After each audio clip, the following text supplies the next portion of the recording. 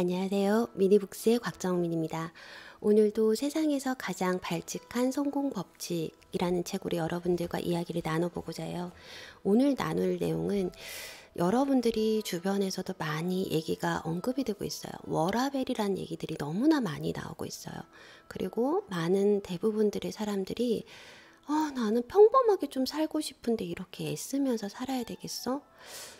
다른 사람들 다 이렇게 열심히 사는데 결론은 어떻게 되는 거야? 언제까지 이렇게 애쓰고 살아야 되지? 라는 말들을 많이 하고 있어요. 그러면서 나는 내 마음대로 좀 살면 안 돼? 내 마음대로 살 수 있는 방법은 없을까? 라고 계속적으로 질문을 던지고 그렇게 살기를 원하세요. 그렇지만 여러분 잘 생각해 보십시오. 평범하게 사는 거요? 그리고 내 마음대로 사는 거요? 나 여행 가고 싶을 때 여행 떠나고 회사 생활하고 싶을 때 하고, 그게 사실은 전제 조건이 깔려야 된다라는 것을 간과하고 있어요. 어떤 전제 조건이요?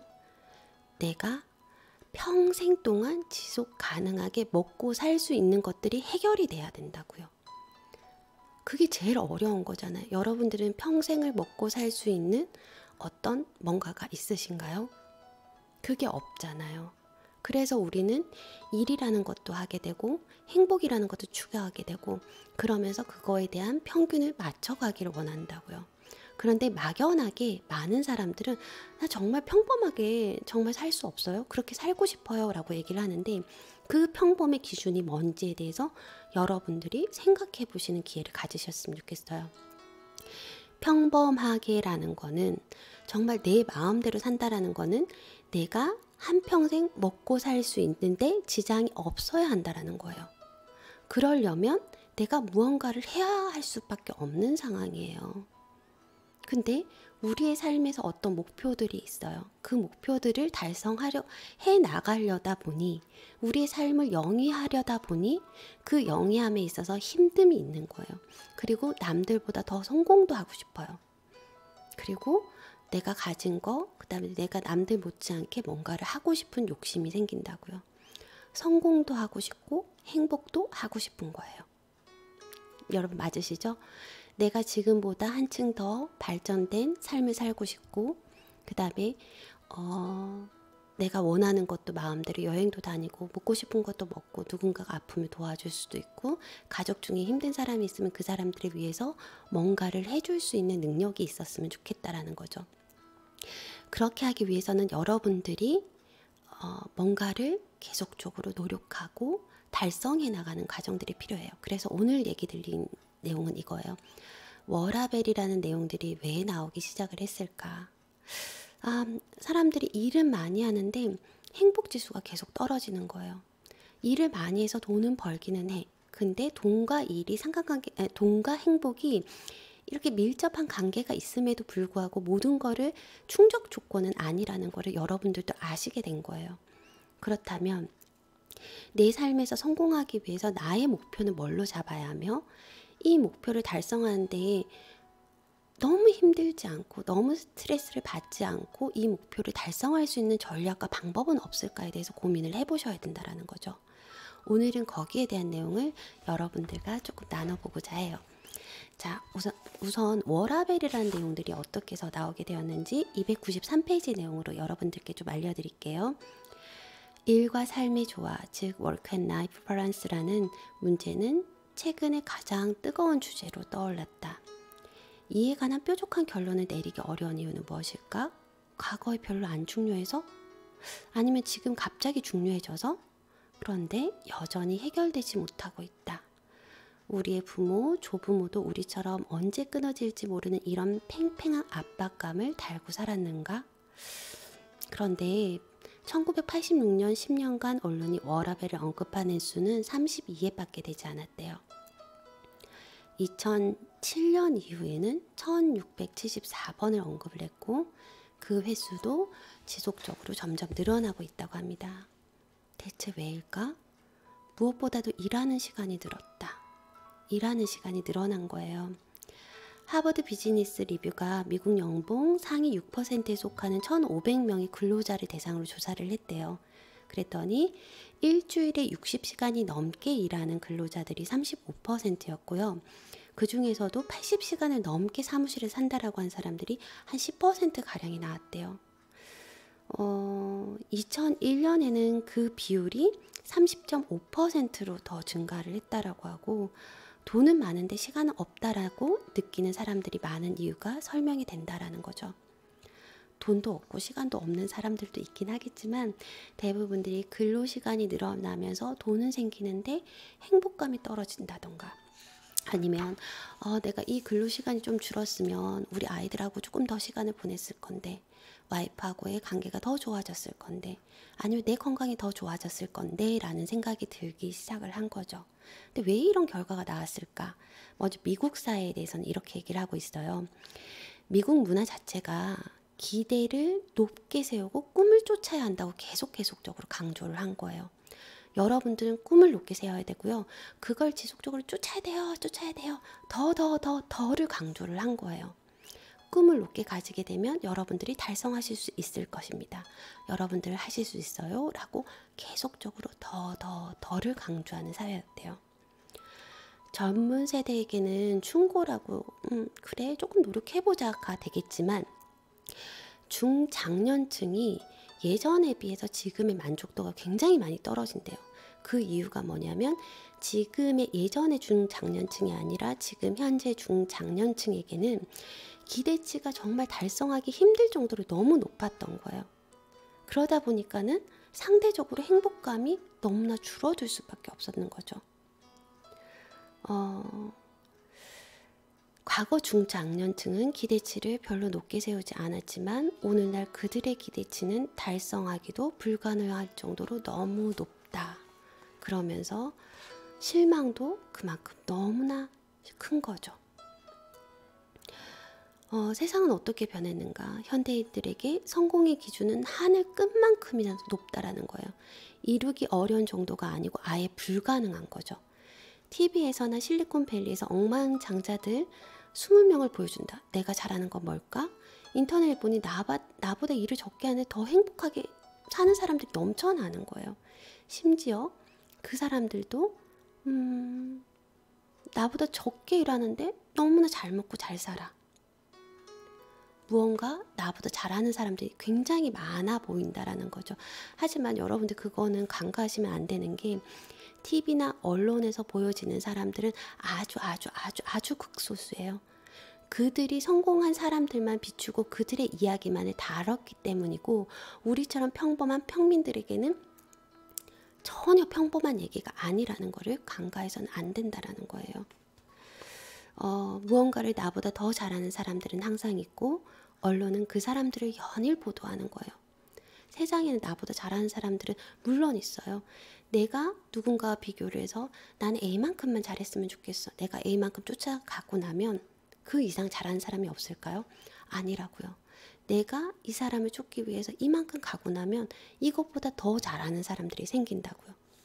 그렇기 때문에 내가 그 턱 밑까지 따라잡았다고 생각하는 순간 언론은 다시 더 높은 기준을 제시한다라는 거죠. 정신적 기대치만 높아진 것이 아니다. 모든 것에서 경쟁이 더 심해졌다.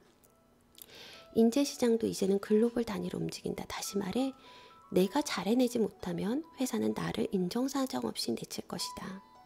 세상은 더를 외친다. 그러면서 사람들이 많이 지쳐간 거예요. 그러면 우리의 성공이라는 건 도대체 뭔데? 성공이라는 건 어떻게 달성할 수 있는 건데? 어디까지가 성공인데? 성공과 행복을 두 개를 다 누릴 수 있는 방법은 없는 거야? 성공과 행복을 둘 다 누릴 수 있는 방법을 제시를 해줘야지. 너네들은 자꾸 성공만 하라고 그러면 우리는 따라갈 수가 없다고. 따라갈 수 있는 방법도 알려달라고. 그래서 이분은 이렇게 얘기를 하고 있어요. 성공에 대해 나만에 대한 정의를 먼저 내려라. 여러분들의 정의를 먼저 내리셔야 된다고요. 이거는 여러분들 A라는 단계가 있다면은 A를 쫓아가고 나면 그 쫓아간 상태에서 더 앞서간 사람들 항상 존재하게 됩니다. 그렇기 때문에 데드라인을 만드셔야 되세요. 나만의 목표를 먼저 정하시는 게 너무나도 중요해요. 그리고 우리가 할 수 있는 한계를 설정을 하셔야 됩니다. 자, 어떤 내용인지 지금부터 알려드릴게요. 성공이란 무엇인가 주변을 둘러보면서 나도 이만하면 성공했지 라고 말하는 거 소용없다라는 거예요. 남들과 비교해 나의 성공을 판단하는 태도는 위험하다. 남들 수준에서 내 노력과 투자가 맞는지를 판단하려면 뒤처지지 않기 위해 언제나 전속력으로 달리기만 해야 된다는 거예요. 모두가 몸이 부서져라 일할 각오가 돼 있는 글로벌 경쟁사회에서 1등이 될 거야와 같은 막연한 말은 아무런 도움이 안 된다는 거예요. 나는 무조건 1등이 될 거야 라는 거는 아무런 도움이 되지 않는다고요. 각오를 다져야 된다.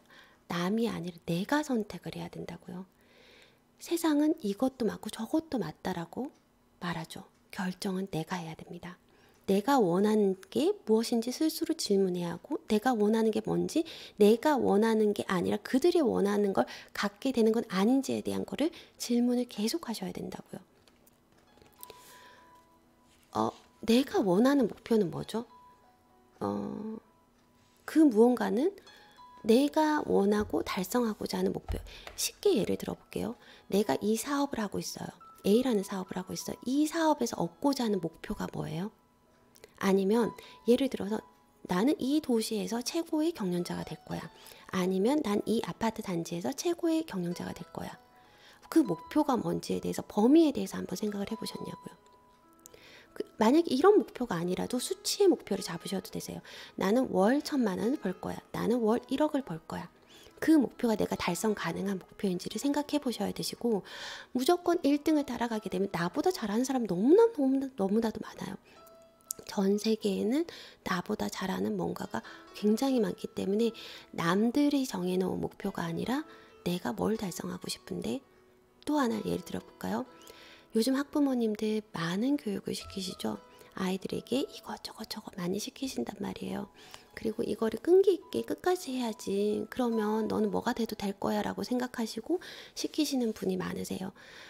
저 같은 경우는 어떻게 생각을 하냐면 아이에게 국어를 시킬 수도 있고 영어를 시킬 수도 있고 수학을 시킬 수도 있고 아니면 음악을 시킬 수도 있어요. 그래서 이거의 최종 목표가 뭔데에 대해서 고민을 먼저 해요.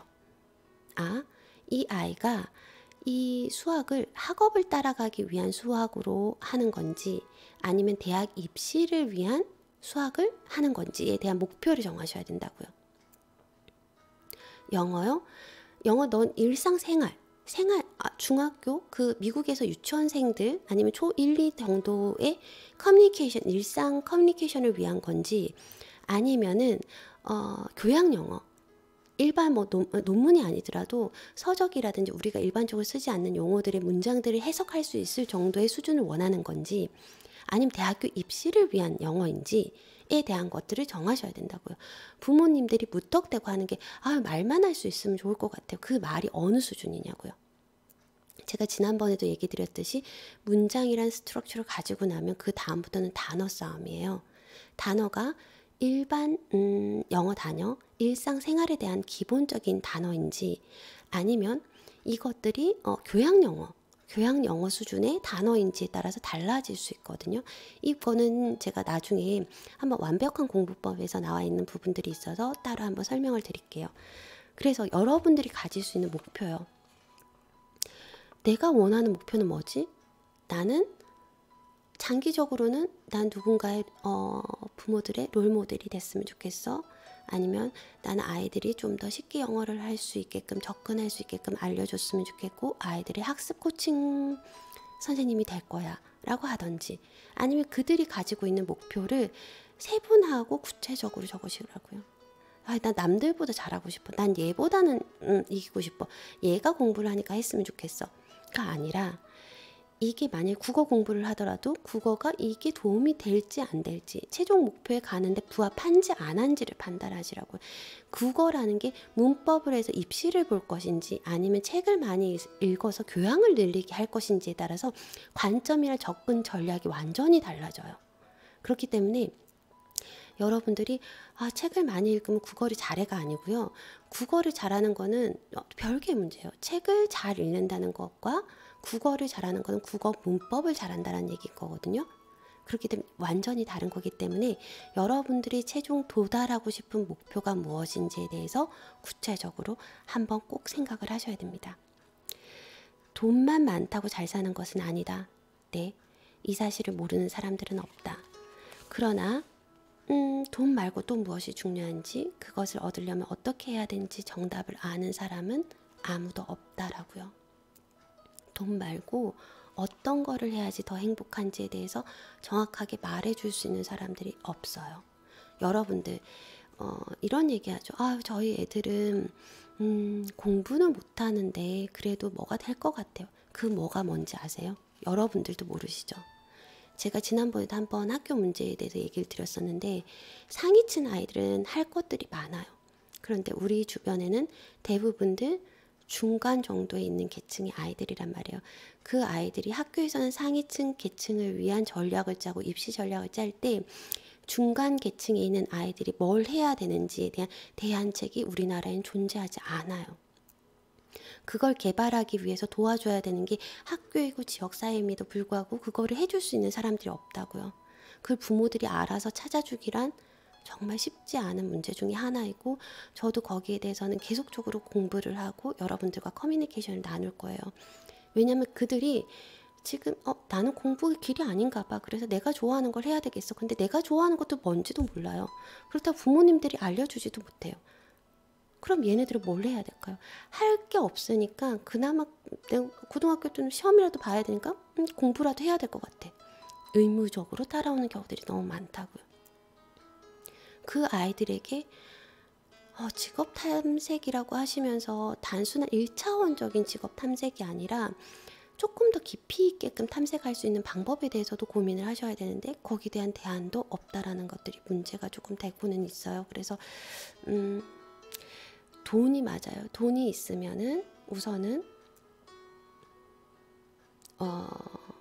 돈이 있으면 어떤 것들을 많이 얻을 수 있고 할 수 있는 게 많아진다라는 것은 일부분 인정한다. 근데 돈이라는 것이 많고 적음이 한눈에 드러나고 적어도 잠깐은 우리에게 행복을 줄 수 있죠. 사랑, 친구 이런 것도 중요하다는 사실을 누가 모르나? 그렇지만 이런 가치는 너무나 복잡하고 까다롭다. 아마존 쇼핑처럼 클릭 한 번으로 우리 집 앞에 도달하는 것이 아니다라는 거죠.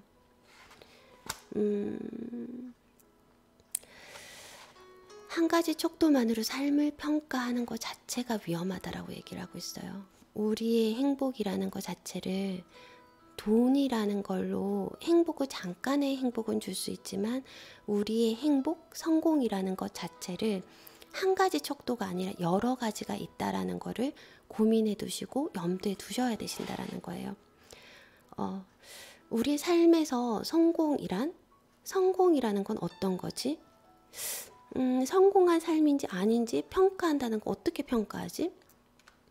얘는 성공한 인생이야. 얘는 실패한 인생이야를 어떤 잣대를 두고 성공이야 실패냐를 비교하시겠어요? 우리 대부분의 어른들 어떻게 하시는지 아세요? 남들보다 공부를 잘하면 성공한 거고요. 대학생이 돼서는 남들보다 취업 잘하면 성공한 거고요. 결혼 영역에는 결혼을 좀 더 잘한 데 가면 성공한 거고, 나중에는 돈이 많으면 성공한 거라고 정의를 내리고 있어요. 근데 그 정의는 가만히 들여다보면 남들과 비교해서의 성공이에요. 내 자신에서의 만족이 아니라고요. 내 자신에서 내가 정해놓은 기준에 부합해서 나는 참 잘 살았어. 나는 그래도 뭔가를 남겼어. 나는 그래도 참 행복한 엄마였지. 그래도 나는 아이들을 위해서 열정과 성의를 다했어. 그래도 나는 따뜻한 아내였지. 라는 기준이 아니라, 남들보다 공부를 잘하면, 남들보다 대학을 잘 가면, 남들보다 취업을 잘하면, 남들보다 결혼을 잘하면 이란 전제 조건 하에 성공과 성공이 아님을 가름지었다고요. 이제부터는 내가 성공을 내가 주도하는 삶을 사셔야 되십니다.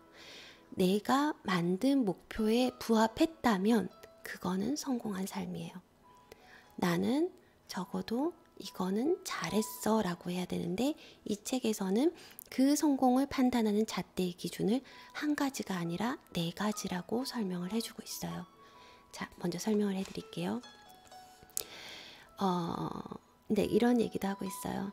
저스트 이너프의 두 저자는 이런 태도를 우겨넣기 전략이라고 한대요. 한 가지 척도만으로 삶을 평가하는 태도요. 이거는 굉장히 위험하다. 내 모든 인생사를 하나의 척도에만 억지로 우겨넣는다는 뜻이다. 대부분의 사람들이 흔히 이용하는 한 가지 척도는 바로 돈이다. 네, 시기에 따라서 학생들은 공부를 잘할 때, 대학을 잘 갈 때, 결혼을 잘할 때, 돈을 많이 벌었을 때 이거를 성공이라고 명명하고 있죠. 그렇지만 여기선 네 가지. 인생은 여러 잣대로 평가해야 된다. 만약에 원만한 가족관계를 원한다면 가족과 보내는 시간이 있어야 하고, 가족에게 쏟는 시간도 절대적으로 들어가야 되듯이 우리에게는 네 가지 척도에 대해서 얘기를 해보고자 합니다. 첫 번째, 행복입니다. 두 번째, 성취이고요. 세 번째, 의미이고, 네 번째, 영향력이에요. 네, 여러분 기억하실 수 있나요? 첫 번째는 행복, 두 번째는 성취, 세 번째는 의미, 네 번째는 영향력이에요. 이 잣대로 판단을 하셔야 된다는 거예요. 자, 첫 번째 행복이에요.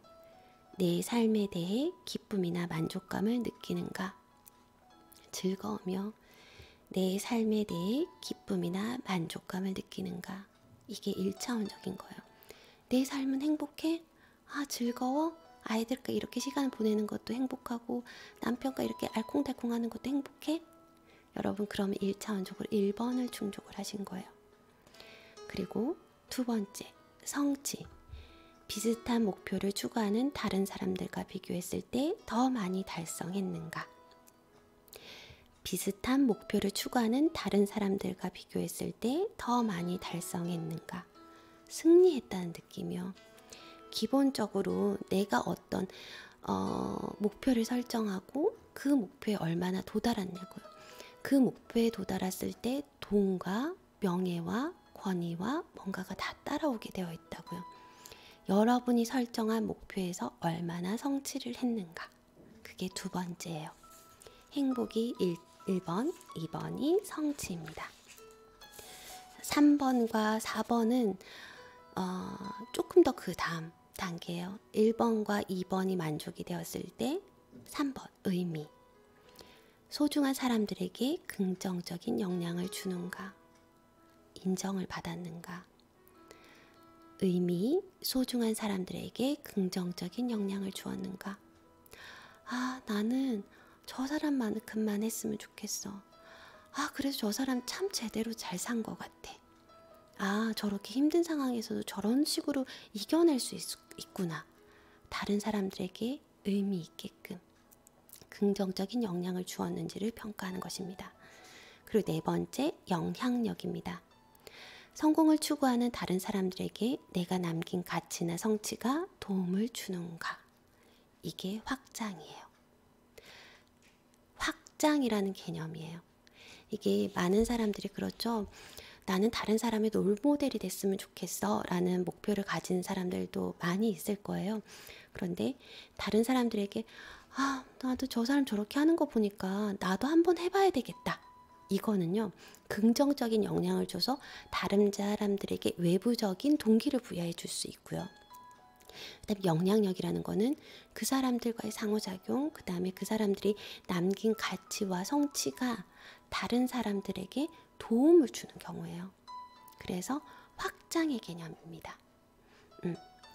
각 영역에서 이만하면 성공했다라는 느낌이 드는지를 판단하셔야 된다는 거예요. 어느 정도 긍량을 잃어야 한평생 잘 살았다라고 자부할 수 있을까? 당장 결정 내리기는 힘든 문제이다. 그리고 멀고 먼 앞날까지 생각할 필요는 없다. 10살의 충족감을 느끼게 해준 것이 20살에도 또 다른 80살까지 똑같이 충족감을 느끼게 해주지는 못하고 있다. 세상은 변한다. 그게 맞다. 주변 것들은 다 변한다. 그러나 개인의 가치와 신조는 그렇게 많이 바뀌지는 않습니다. 4가지 욕구를 충족하기 위해서 꾸준히 노력해야 합니다. 한 가지 척도로만 인생을 재단하는 것은 옳지 않다라고 합니다. 나중에 하면서 뒤로 미루는 것은 늙을 때 하겠다라는 것과 똑같습니다. 별로 좋은 생각이 아닙니다. 저는 이 4가지 중에서 뒤에 부분에 나오거든요. 나는 행복, 첫 번째 행복, 두 번째 성취, 세 번째 의미, 네 번째 영향력에서 내 삶의 목표에서 어떤 것들이 비중을 가장 많이 차지할까? 저는 그렇더라고요. 행복이 30%, 성취가 30%, 의미가 40%, 영향력은 아직은 없어요. 왜냐면 제가 아직 영향력 있는 사람까지 갈 수 있을까라는 현재적인 데이터를 못 구하겠습니다. 그리고 또 하나 큰 거는 누구에게 긍정적인 영향을 미치게 되고 의미 있는 사람이 되면 그 다음 영향력이라는 건 따라오기 마련인 것 같아요. 제 생각에는.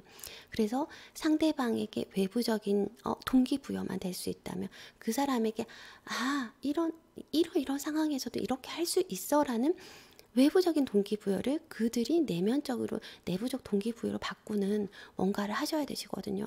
그거는 그들의 몫인 것 같아요.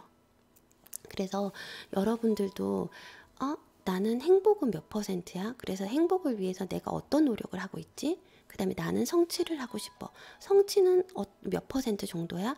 근데 내 성취를 위해서는 나는 몇 % 노력을 하고 있지?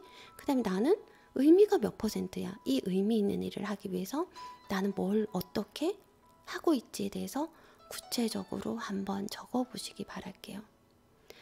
만약에 나는 행복이 목표라고 설정을 했음에도 불구하고 가족들과 그다음 내 자신과 건강과 이런 것들을 위해서 전혀 노력을 안 하고 있으면 여러분들은 실천을 하지 않는다라는 결론이에요. 그렇기 때문에 여러분들이 이 4가지 성취 조건 중에서 나는 뭐가 더 중요한지, 우선순위가 무엇인지, 그 다음에 이 우선순위를 달성하기 위한 최종 목표가 무엇인지에 대해서 남들이 정해놓은 목표가 아니라 여러분들의 목표를 한 번쯤 정해보시기 바랄게요.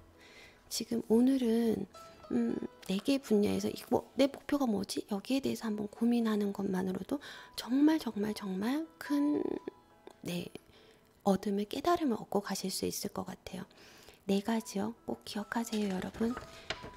행복, 성취, 의미, 영향력 중에서 나에게 목표는 무엇인가? 그런데 이 목표 정하는 게 내 스스로 정해야 되는 거잖아요. 이거 정하는 것만큼 힘든 게 없거든요. 여러분들 난 행복했으면 좋겠고 일도 잘했으면 좋겠고 성공도 했으면 좋겠어. 근데 이거를 정하는 게 제일 힘들잖아요.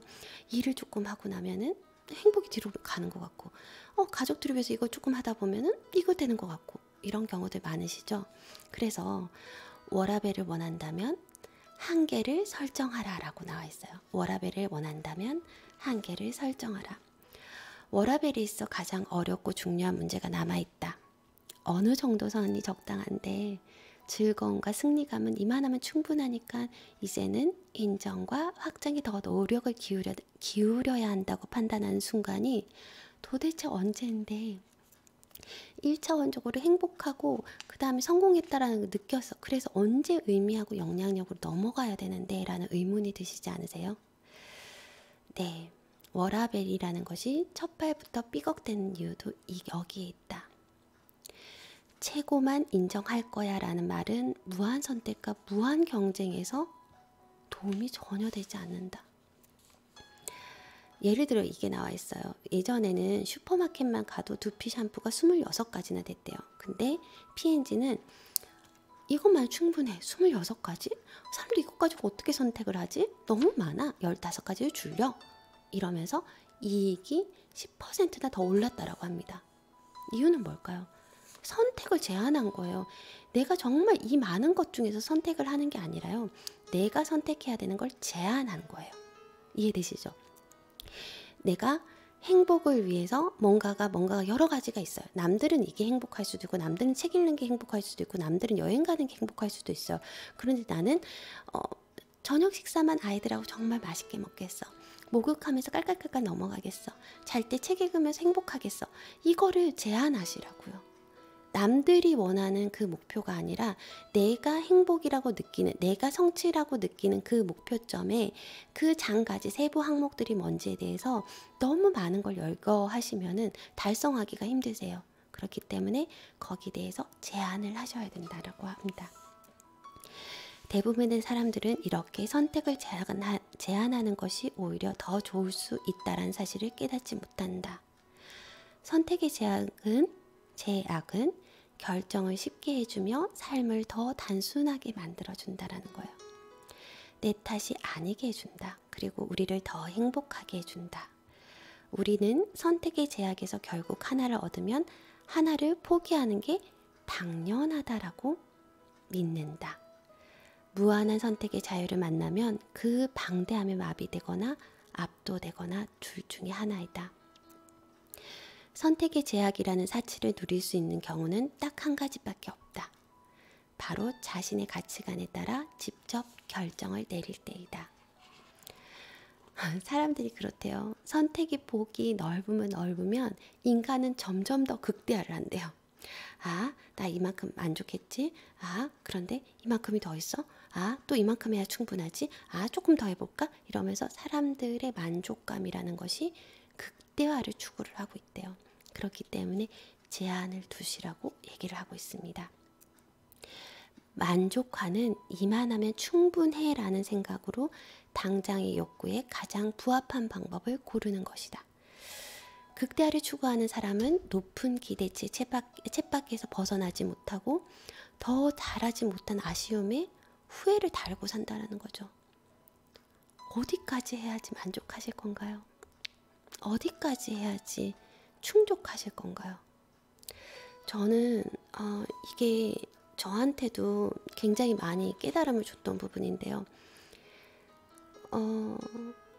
어디까지 해야지, 저는 아이들의 책 읽기가 너무 중요해서 책 읽는 부분을 되게 많이 시켰어요. 그래서 모든 사람들이 하루에 3시간 정도는 책을 읽어야 된다라고 보잖아요. 그러면서 그 조건을 달성하기 위해서 아침에 새벽에 1시간, 저녁에 1시간, 그 다음 틈날 때마다 읽히는 시간에 어느 순간부터 그게 저한테는 너무 스트레스를 와닿게 된 거예요. 제가 해야 되는 일이 돼버린 거예요. 그러면서 언제까지 내가 너한테 책을 읽어줘야 되지? 언제까지 책 읽으라고 얘기를 해야 되지? 왜냐면 1번 아이한테는 어느 정도 자리가 잡혔지만 2번 아이는 다시 시작이거든요. 그래서 제가 얘기 드렸죠. 딱 1년 반은 엄마가 투자를 하게 되면 아이는 스스로 책을 읽어요. 그렇기 때문에 초등학교 들어갔다고 늦다라고 생각하지 마시고 3학년까지는 지속하시면 결국은 달성이 돼요. 제가 증명했어요. 그거는. 그래서 꼭 해보시기 바라시고, 아이마다 다르기는 하겠지만 가능한데, 그러면서 이게 내가 너무 스트레스를 받기 시작을 한 거예요. 그래서 이걸 도대체 언제까지 해야 될까? 그 순간 이 책을 보면서 그렇게 느꼈어요. 내가 설정한 목표가 3시간인데 아이는 이제 더 많은 스케줄과 학교 스케줄과 여러 가지 활동들로 인해서 3시간을 확보하는 것 자체가 너무나도 힘든데, 내가 달성하고자 하는 목표치는 너무나 가당치도 않은 목표치였구나. 유치원 때나 가능했던 목표치를 초등학교에서도 그 목표치를 달려가고자 노력을 하니 나에게는 더 많이 버거웠구나. 하루에 30분에서 1시간이라도 매일같이 꾸준히 읽는다는 것 자체가 그게 얼마나 소중하고 그게 큰 건데, 그거를 간과하고 너무 많은 목표치를 설정을 해서 내가 버겁게 느껴버린 거예요. 학습지라는 게 있는데, 학습지라는 자체는요, 아이에게 스트레스를 주지 않고 정말 틈날 때마다 가끔씩 이렇게 해서 빨리 후다닥 해치울 수 있는 게 학습지거든요. 근데 그 학습지라는 분량이 너무나 많이 늘어나게 되면 아이들은 이 단순 작업을 계속 한다는 것 자체에 너무 지겨움을 느껴요. 그런데 이거 해야 되니까 해야 되니까 해라고 목표치를 계속 주게 되잖아요. 그렇게 되면 아이들은 점점 하기 싫어지고, 이거 내가 왜 해야 되는데? 이렇게 나오게 돼요. 그렇기 때문에 그거를 전략을 다시 짜시던가, 아니면은 아이에게 즐거움을 줄 수 있는 정도로 조정을 하던가, 아이에게 부담이 되지 않는 정도로 조정을 하시던가 하는 방법을, 목표치를 바꾸셔야 되세요. 내가 너무 많은 목표치를 가져서 더를 요구하진 않았는가. 늦게 시작을 했기 때문에 요만큼 가기 위해서 남들보다 조금 더 많이 했단 말이에요. 근데 남들 간 만큼 가고 나니까 그 앞을 쫓아가라고 제가 더 레이스를 시키고 있는 거예요. 그러면서 저도 또 깨달았어요. 이거는 정말 애한테 할 짓이 아니구나. 이건 아니었구나. 그러면서 어떤 방법을 썼냐면, 여러분들도 한번 써보세요. 과목 수가 많다든지 아니면 분량이 많다든지 이럴 때 저는 부담 없이 할 수 있게끔 아이가 밥 먹기 전이라든지 아니면 놀고 들어와서라든지 아니면 책 읽기 전이라든지, 여기 한 장 있어? 여기 2장 있어? 오늘 이게 끝이야? 요거만 해볼까? 그동안 5장이라는 분량이 과목이 2과목만 돼도 10장이었고요. 3과목 돼도 15장, 4과목이 돼도 20장이에요. 그거에 대한 부담감이 너무 많으니까 이 뒤에 장수만을 보면서 이거 언제 다 해? 이러면서 부담감이 와서 그게 일이 돼버렸는데, 부담감을 주지 않게끔 목표치를 변경을 하고 할 수 있게끔만을 주고 난 후부터는 하는지 안 하는지조차도 아이가 깨닫지를 못하는 거예요.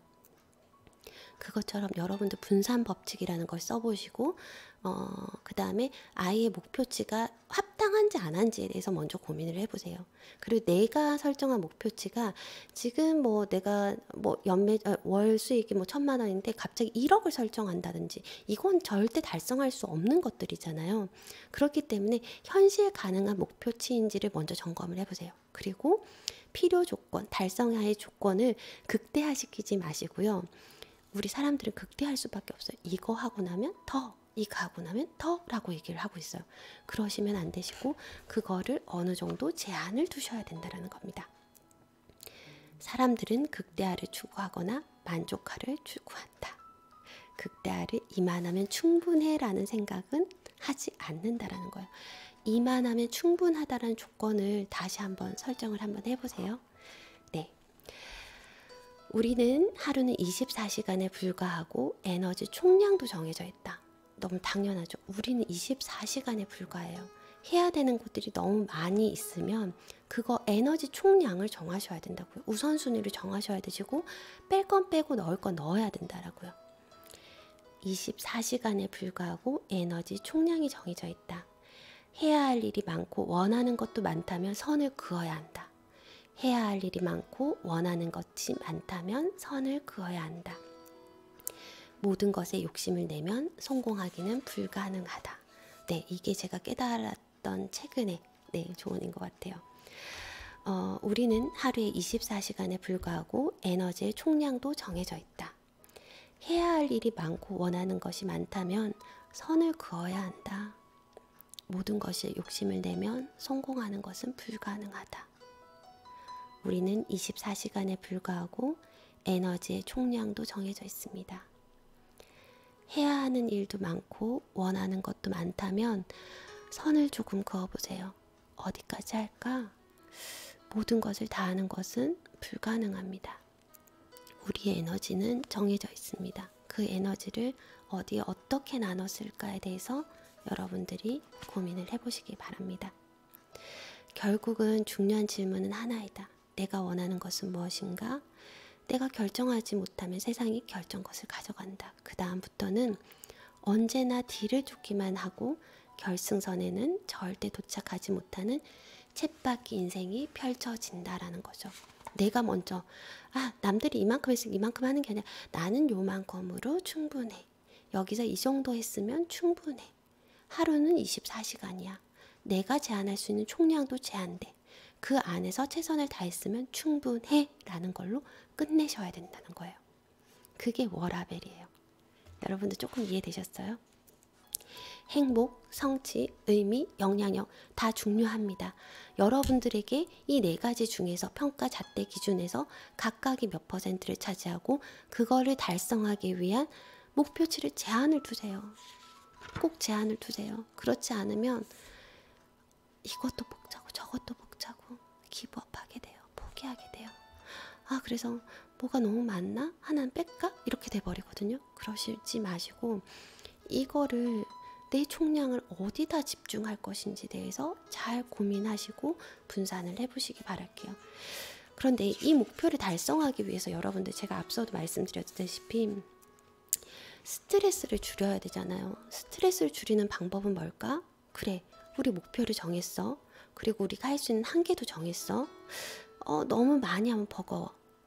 내일 무슨 일이 너무 많으면은 이것도 해야 되고 저것도 해야 되고 하다 보니까 내일 어떤 일이 일어날지 모르는 두려움과 무서움이 생길 수 있어요. 그리고 거기에 따른 스트레스를 받게 됩니다. 이 스트레스를 해결할 수 있는 가장 좋은 방법이 뭘까요? 이것도 해야 되고 저것도 해야 되는데 눈앞에 이것도 보이고 저것도 보이는데 이거 언제 다 하지? 라는 스트레스를 해결할 수 있는 방법은 딱 한 가지 있습니다. 그 방법 뭔지 아세요? 저는 답부터 알려드리죠. 네, 그 방법은 계획을 세우시는 거예요. 계획이요. 내가 어떻게 하겠다라는 목표도 계획이고요. 그 다음에 어느 선까지 하겠다라는 것도 계획이에요. 근데 내가 다음에 일어날 상황에 대해서 통제가 불가능하거나 계획을 세워놓지 않으면 거기에 대해서 불안해할 수밖에 없어요. 그리고 두려움이 몰려와요. 이걸 못했을 때, 내가 돈을 못 벌었을 때, 내가 이거를 수행하지 못했을 때 거기에 대한 통제 불가능, 내가 통제하지 못한다라는 거에 대한 불가능, 그 다음에 내가 이걸 하고 나는 이 순서대로 일을 하고 싶은데 이게 되지 않아서 직장에 가서 뭐 이렇게 하게 되면은 혼날 건데 그러면 이렇게 될 건데 라는 것들에 대한 어떤 계획이 있다면 여러분의 스트레스를 줄일 수 있어요. 거기에 대한 것 좀 알려드릴게요. 이제 우리한테 무엇이 필요한지 밝혀졌다. 바로 계획이다. 우리는 계획을 세울 시간조차도 내지 않는다. 초혼의 부족들처럼 문제가 생기고 나서야 뒤늦게 움직인다. 오늘날 워라벨의 가장 큰 숙제는 우리가 알아서 결정해야 된다는 거예요. 우리가 어디까지 할 것인지, 우리가 어떤 목표를 할 것인지. 다시 말해 계획을 세워야 한다는 거예요. 여러분들 계획을 세우셔야 됩니다. 그렇지 않으면 언제나 뭔가 부족한 느낌에서 벗어날 수가 없다는 거죠. 나 이거 해야 됐었는데 못한 것 같은데, 저거 해야 됐었는데 못한 것 같은데, 좀 더 할 수 있었는데, 이런 아쉬움들이 남는다는 거죠.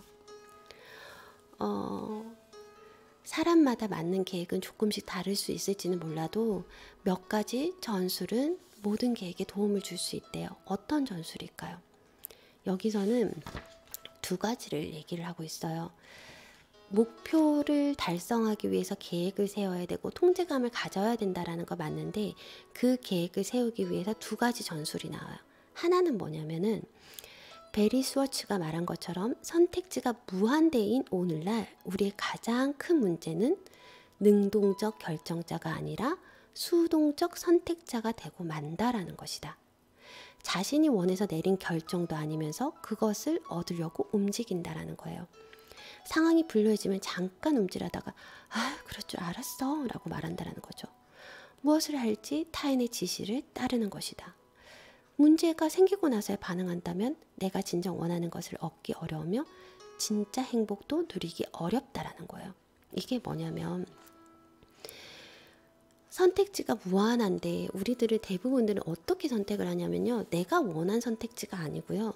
수동적으로 선택지를 선택한다고요. 내가 뭐 건강해지기를 원해서 뭐 이거 하는 게 아니라 일을 해야 되니까 하는 거고 직장에 나가야 되니까 하는 거고 뭐 시키니까 하는 거 이렇게 수동적으로 선택이 된다고요. 그래서 그러면 능동적 결정자가 뭔가라는 생각이 들잖아요. 나는 어떤 걸 그럼 능동적으로 결정을 해야 되는가? 저는 여기다 이렇게 적어놨어요. 도대체 능동적 결정은 어떻게 해야 되는 거지? 수동적 선택은 그래 남이 시켜서 하는 거 아니면은 물을듯이 남이 이제 해야 되니까 하는 것들 이게 수동적 선택지라고 한다면 능동적 결정자는 어떤 걸까? 고민한 끝에 결과는 뭔지 아세요? 내가 무엇에 반응하고 무엇의 의욕을 느끼는가? 내가 무엇에 반응하고 내가 어떨 때 가슴 뛰고 내가 어떨 때 의욕이 생기고 어떤 거에 그래 이거였어 라고 깨닫고 하는지 여러분 가슴 깊숙이 가지고 있는 뭔가가 있지 않으세요? 네, 저는 이 환경 자체에서 너무너무 만족감을 느끼거든요. 며칠 동안 서재에서도 카메라 세팅을 해봤다가 저쪽 작업실에도 해봤다가 다시 거실로 왔다 저쪽 방에도 했다. 지금 컴퓨터를 4번, 5번 몇 군데로 옮겨 다니면서 했어요. 그러면서 이걸 해줘야지 했다가 뭐 버퍼링, CPU 버퍼링이 왜 걸리는지 모르겠는데 그런 것 때문에 또 안 됐다가 마이크가 안 됐다가 캠코더가 이상했다, 조명이 이상했다, 여러 가지 문제점들을 겪었거든요. 그런데 나 이거 정말 하고 싶구나. 나 좋은 내용들 너무 빨리 전달해주고 싶구나. 이럴 때 내가 가슴 뛰는구나. 내가 이럴 때 의욕이 넘치는 걸 알았어요. 처음에는 이게 외적 동기 설정이었거든요. 이걸 하면서 누군가를 바꿀 수 있고 누군가 어떻게 해봐야지. 그리고 나의 가장 큰 전제 조건은 뭐였냐면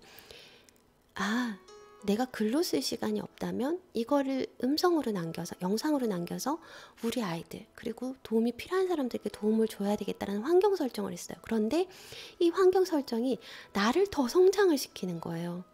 한 번 읽을 것도 수십 번을 더 읽고 이 글 전체가 저자가 전하고자 하는 내용이 무엇인가에 대해서 곱씹어서 생각을 하고 왜 이 순서대로 나갈 수밖에 없었는지에 대해서 제 스스로가 고민을 하게 하거든요. 그것처럼 저는 이게 자기 개발이 그리고 책을 읽는 게 리뷰를 남기는 게 가슴 뛰는 행동이에요. 그리고 여러분들과 의사소통할 수 있다는 것들이 정말 가슴 뛰고 의욕을 불어일으킵니다. 여러분들한테 수동적이 아닌 능동적인 사람이 되기 위해서 내가 무엇에 반응하고 무엇에 의욕을 느끼는가 계속 질문하셔야 돼요. 계속 질문하세요. 나는 어디에 의욕을 느끼지? 어디에 무엇에 반응하지? 어떤 걸 했을 때 기분이 좋아지지? 나는 어떤 거 했을 때 더 희열을 느끼지? 정말 힘든데 나는 어디에 반응을 할까? 거기에 대해서 계속 질문하십시오. 나는 무엇에 반응하고 무엇에 의욕을 느끼는가? 여기에 대한 질문에 답을 얻으셨을 때만이 능동적 결정자가 될 수 있어요. 이게 첫 번째 전략이에요. 다른 사람에 이끌리지 않고 내가 먼저 선택해서 진행을 할 때 내가 원하는 삶을 살 수 있습니다. 그리고 두 번째로 스트레스를 줄일 때 계획을 짤 때 그 두 번째 전략이 있어요. 두 번째 전략은 뭐냐면 여러분들이 가지고 있는 습관의 문제예요. 자, 우리는 행복해질 수 있는 행동이 아니라 편한 행동을 선택한다. 우리는 행복해질 수 있는 행동이 아니라 편한 행동을 한다. 계획을 짜야 되는데요. 계획을 짜야 될 때 여러분들이 행복을 느낄 수 있는 행동에 선택을 하셔야 되는데 대부분 편한 행동에 선택을 하신다라는 거예요. 미하일 칙센트 미하이는 TV 시청이 10대의 청소년에게 행복하게 만들 가능성은 13%라고 말한대요. 그리고 취미는 34%이고 스포츠나 게임은 44%이다. 하지만 10대들이 가장 속 편하게 선택하는 행동은 무엇인가? 그들은 TV를 시청하는 시간을 가장 많이 보낸다. 계획이 없으면 우리는 진정한 충족감과 행복감을 주는 행동이 아니라 편하고 소극적인 행동을 선택한다라는 거예요. 우리가 계획을 세워야 되는데 그 계획을 세울 때는 능동적으로 어떤가를 결정자가 되어야 되고 우리가 계획을 세울 때는 편한 행동이 아니라 여러분에게 행복을 가져다 주는 행동이요. 아이들 진짜 TV 보는 게 가장 편해요. 근데 이게 행복감을 많이 줄까요? 조금 책 읽기 힘들고 막 이랬지만 궁금해서 계속 갔어요. 그럼 자기 개발에 더 행복감을 느끼잖아요. TV 하루 종일 TV를 보거나 뒹굴거리며 나 오늘 하루도 이렇게 보내버렸어 라고 생각을 하면서 더 불행해질 수도 있어요. 그런데 조금은 편한 행동이 아니라 조금은 더 힘든 행동일지라도 이 행동을 선택하고 나면 여러분들의 행복감이 더 높아진다고요. 이해되시죠? TV 보는 건 편해요. 책 보는 건 어려워요. 하지만 TV 보는 게 행복감을 더 주는 행동일까요? 아니에요. 책을 보거나 공부를 할 때 여러분들에게 더 많은 행복감을 주는 선택이세요. 그걸 명심하시기 바랄게요. 자, 스트레스를 줄이는 가장 효과적인 방법은 계획이라고 알려드렸어요. 미리 장애를 예상하고 극복하는 방법을 고민하면 통제감이 생긴다. 그게 해야 할 일을 완수하는 진짜 비결이고, 통제감은 우리의 의욕을 불어일으킨다. 그러면서 스트레스를 줄여준다라고 해요. 여기서 제가 재밌는 연구 데이터를 하나 읽어드릴게요. 소기업이 운영하는 운영자 2,000명한테 설문조사를 했대요. 그중 50%가 주당 근무 시간이 40%가 넘었고 업무 스트레스가 적은 것도 아니었대요. 그리고 응답자 중 41%는 자기 사업을 하면서 스트레스가 줄었다라고 말하지만 32%는 또 늘었대요. 그러니까 스트레스에는 별다른 차이가 없는 거예요. 자기 사업을 하던 아니면은 기업에서 근무를 하던. 그런데 소기업 운영에서 만족감을 느낀다고 대답한 사람들은 79%나 됐대요.